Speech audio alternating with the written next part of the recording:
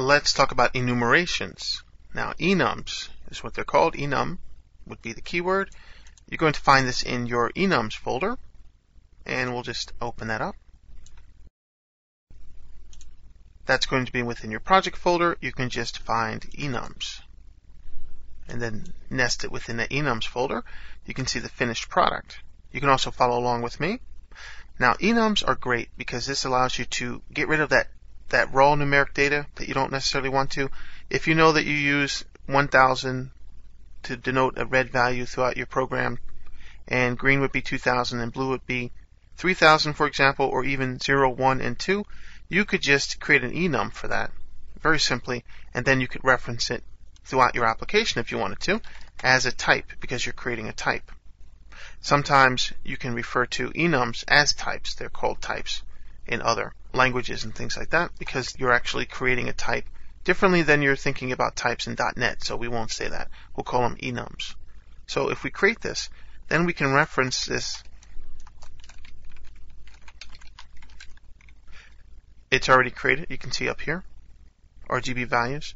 Then we can reference it with the dot notation, and look at that. It knows because we created it as a type. So we can do that if we wanted to. If we just create a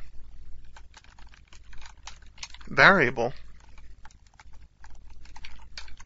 to hold this type if we wanted to, we'll just create it as, we'll call it RGB, for example. We can assign it a value that's within this range if we wanted to. Give it a value of RGB values.blue. And we can use this throughout our programs if we wanted to. We can always just reference that RGB values.blue or red or green, whatever is within that type. We can't do yellow because yellow is not within that type.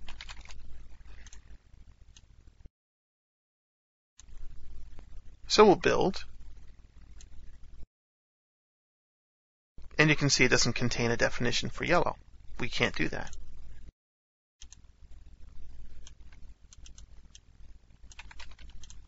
We'll try red. Not a problem. So you can see that works pretty nicely. Now, what we did was we assigned this as a value of 0, 1, and 2 internally. We didn't actually specify a value. We did the same thing because those are defaults as if we had done this.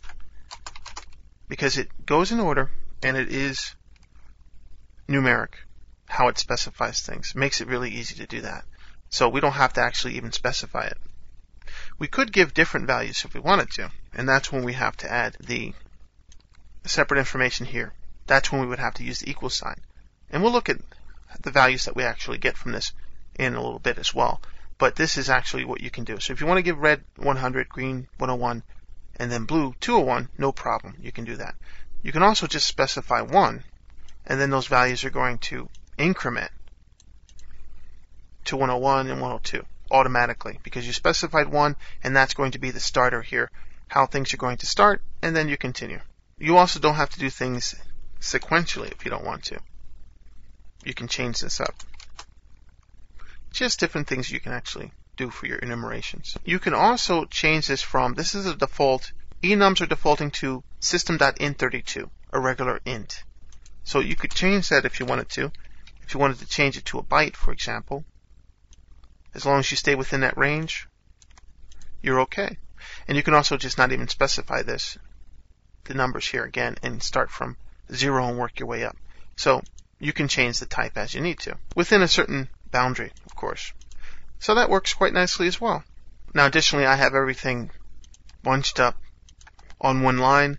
This is the common way that you're going to see enums. And then you can put your comments here as well. Whatever you want it to be here. And that makes it a little bit more easy to explain to other people.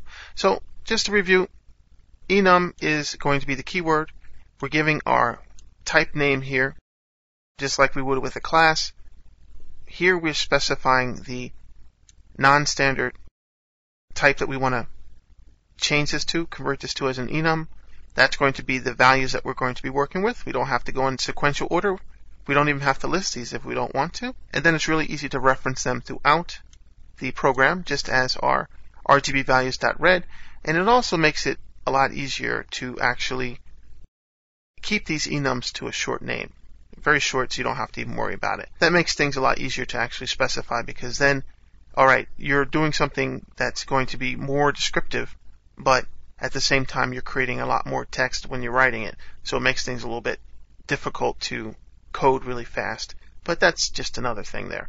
And again, you can just create it as a regular type and just create a variable based on that, and it will have to fit within that range or you're going to get errors. So you need to fit within the range of what that enum stands for. Like anything else, really. You can't go out of the boundaries of a signed byte, for example, or an unsigned byte with just a byte and then put in 2000 or something like that. So it has to be, and it has to fall within the range of what you define.